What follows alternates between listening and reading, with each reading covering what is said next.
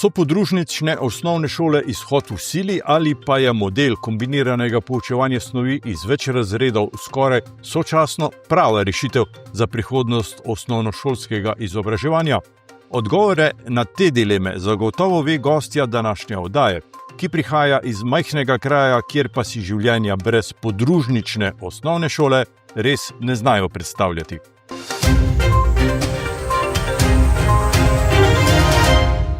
Hermina Tominec, vodja podružnične osnovne šole v Godoviču, dobrodošli in lepo pozdravljeni v naši oddaji.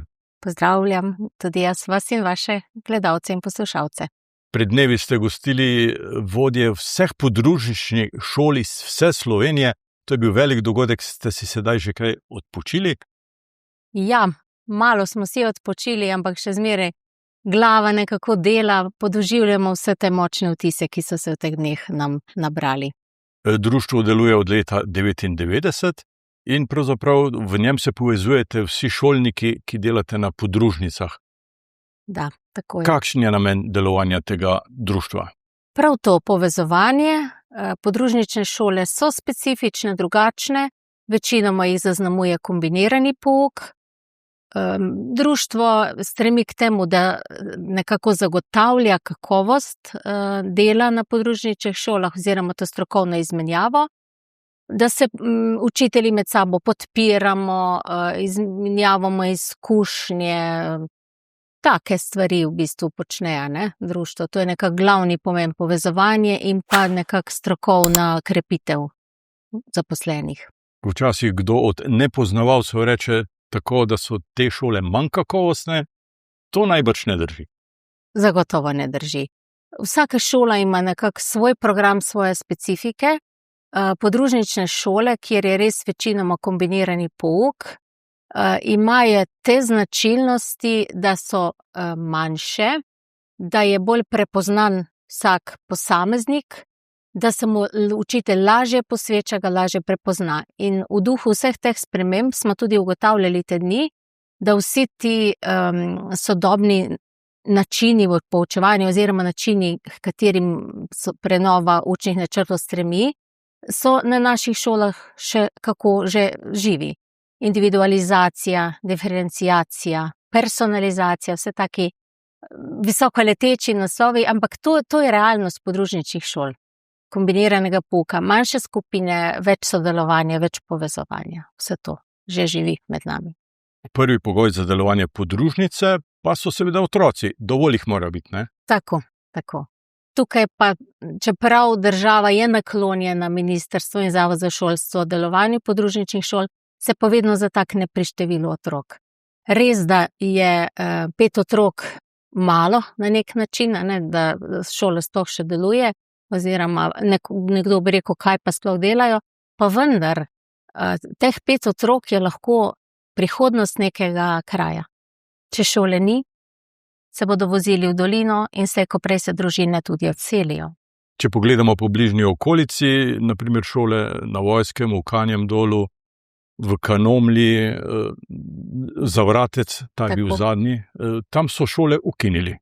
Ukinili so prav zaradi tega, ker ni bilo zadostno število otrok. Največkrat je težava v tem, da pouk se še zagotovi, po pouku zdaj bo modern ta izraz razširjeni program, ne, oziroma zdaj trenutno podaljšano bivanje, zato pa ni pogojev, ne. So pa normativi drugačni, da bi to varstvo otrok po pouku še bilo. In ker večinoma danes družine nimajo zagotovljenega domačega varstva po pouku, jih odpeljejo starši s sabo v službo oziroma v kraje, kjer je ta možnost. Ledine in Godovič, mislim, da ste sedaj vi edine podružnične šole v tem okolišu, ki delujete. Pa v Šebreljah. In Šebreljah. Ja, tako. Te 3 podružnice, s tem, da osnovna šola Idrija ima eno specifično podružnico še, ki pa deluje v Idriji. To je pa podružnica, ki otrokom z drugačnimi potrebami omogoča nižji izobrazbeni standard in posebni program vzgoje in izobraževanja. Imate slogan Majhno je lepo. Ja. To je tako simpatičen slogan, ki zadene v bistvu pravzaprav, ne? Tako. V majhnosti iščemo prednosti, iščemo lepe stvari.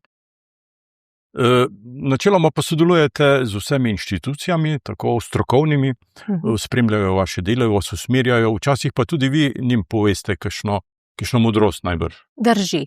Recimo prav na posvetu so nekako težo pomen dogodku dali tudi gostje, ki so bili prisotni.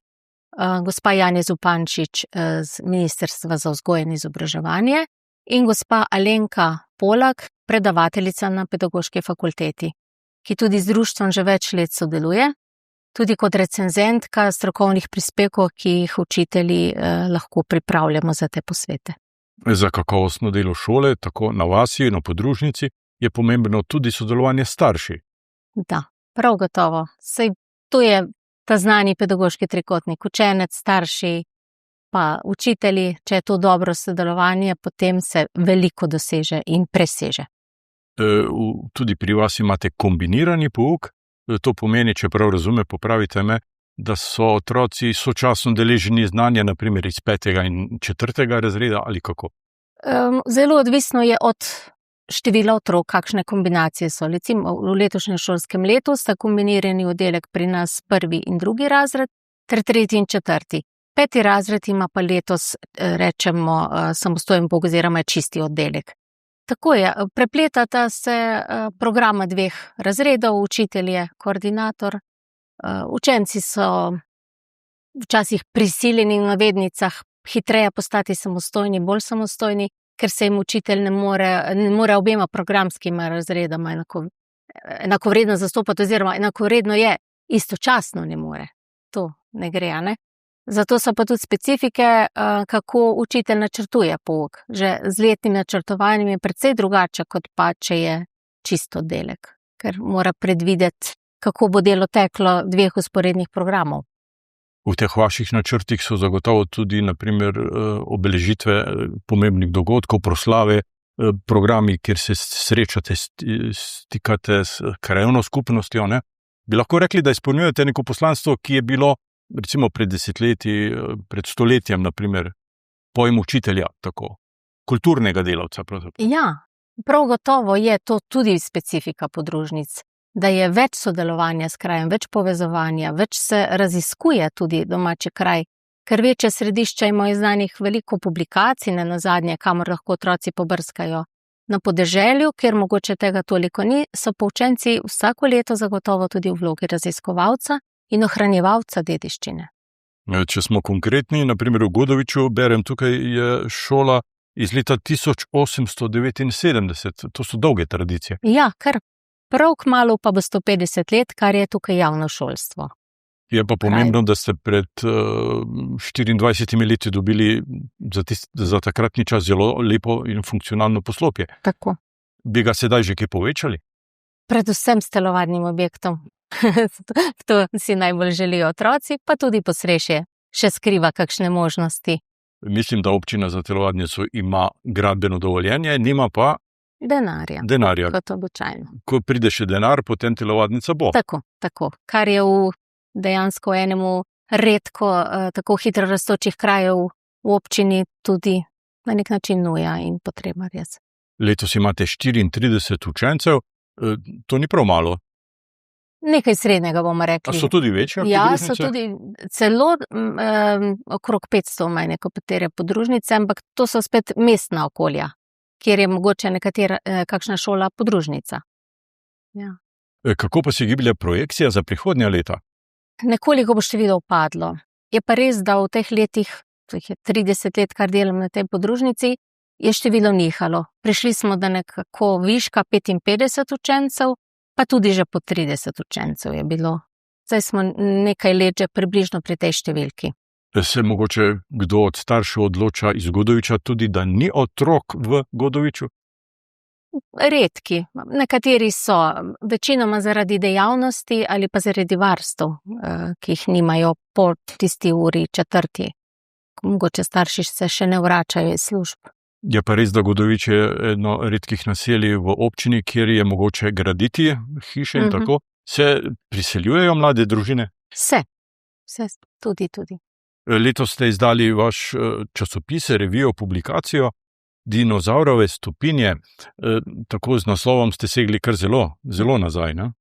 Ja, naslov so izbrali učenci pred 11 leti, ko je začela ta naša publikacija, to glasilo šolsko izhajati. Otroci so kar ponosni na te stopinje, na to, da imamo to posebnost in zelo radi upodabljajo dinozavre.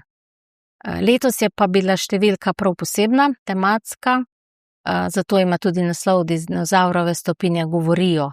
Posvečena je pa številka 500-letnici do sedaj prve znane pisne omembe kraja. Ampak prav gotovo bo odmevalo, da se je Godovič v tem času že tudi po pisnih virih postaral.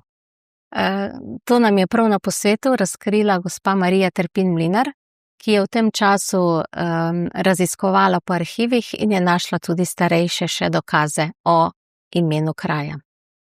Tako da to bo še zanimivo, ampak to pa prepustimo njej, da bo povedala kaj več. Kako sami vidite prihodnost podružničnih šol? Za mene je podružnica srce kraja. Prepričana sem, da tam, kjer je volja, sodelovanje med starši in lokalno skupnostjo, se bodo podružnice ohranile.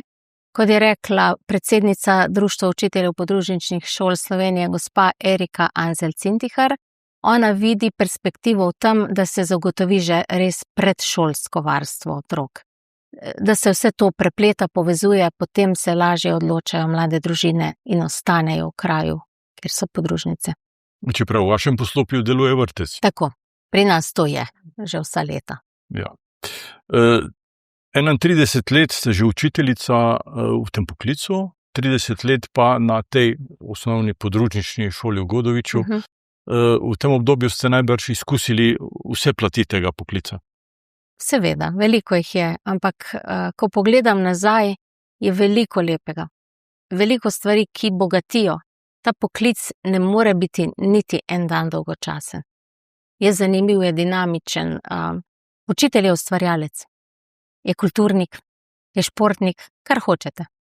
Naravoslovec, raziskovalec, ohranjevalec dediščine. Res veliko plati ima ta poklic. In če si nekako rojen za ta poklic, se mi zdi, da v njemu uživaš oziroma najdeš neko notranje zadovoljstvo. Zadnje 3 leta ste vodja te podružnice in slišim, da jeseni prepuščate to funkcijo naslednici. Ja. Zakaj pravzaprav ne vztrajate? Ker so specifike, ker so tudi napori, ker je treba marsikdaj poskrbeti za kakšno tako organizacijsko zadevo, tehnično zadevo. Kdorkoli pride na šolo, ne vem, preprost primer, vzeti vzorce za vodo, je vodja tisti, ki ga mora sprejeti. In take stvari postanejo sčasoma naporne in je odlično meni, da se res lahko v določenem obdobju posvetiš samo delu v razredu, ne pa še tem tehničnim organizacijskim zadevam, ki jih vodja mora speljati. Pravzaprav nismo povedala, koliko učiteljic je v službi. 5 nas je vsak dan v službi, se pravi od jutranjega varstva pa do konca podaljšanega bivanja. 2 kolegici pa letos prihajata po 2-krat na teden iz centralne šole. Če bi imeli tako neomejene možnosti, moč, kaj bi spremenili v tem sistemu šolskem? Kaj bi spremenili? To je pa zelo zahtevno vprašanje. Verjetno večinoma učiteljev, pa tudi jaz sama bi odgovorila, da manj papirologije. Tega je kar veliko. En kupenih zapisnikov, programov, načrtov, bolj osredotočenost na otroka pa dela v razredu. Manj teh zunanjih stvari. To nas na nek način izčrpava. Mislim, da se, če pogledam 30 let nazaj, da se ta čas, ko ga res posvetimo delu v razredu, nekako zmanjšuje in je več drugih takih stvari. Je pa res, da so tudi otroci drugačni in na nek način pa moramo iskati nove poti, nove metode za delo s temi drugačnimi generacijami. Ni enako, kot je bilo in ne bo, ker ne more biti, saj spremembe so naša stalnica in prav je tako. In če le znamo prisluhniti otroku, se mi zdi, da vedno iščemo nekaj novega. Pa ena stvar tudi se mi zdi zelo pomembna. Zelo veliko se govori in piše o delu, o pouku osredotočenem na učenca. Vse to je lepo in prav, ampak če ni lastnega vložka otroka, če ni otrok aktiven, dejaven, nobeni načrti ne pomagajo. In to malo pogrešamo, to voljo, to zagnanost, ki smo jo mogoče bili na vsakem koraku deležni pred leti, ko smo delali v tem poklicu. Zdaj rabimo dosti bolj spodbujati otroke, motivirati, dosti več je tega. Tako da to, če bi imela čarobno paličico, bi spremenila, da bi bilo več te samo iniciativnosti pri otrocih. Pa to sodelovanje skupnosti je včasih težko, ampak kot rečeno, na podružnici stvari lepše tečejo, lažje v manjših skupnostih. So sodobne tehnologije vaš zaveznik ali vas včasih ovirajo? Oboje je. Oboje, jaz mislim, kot če bi za katerega koli vprašal, za katerem koli poklicu, je prednost in je minus. Ja. Telefone imajo vaši otroci v razredu? Nimajo. Ne, to je skladno s pravili našega šolskega reda.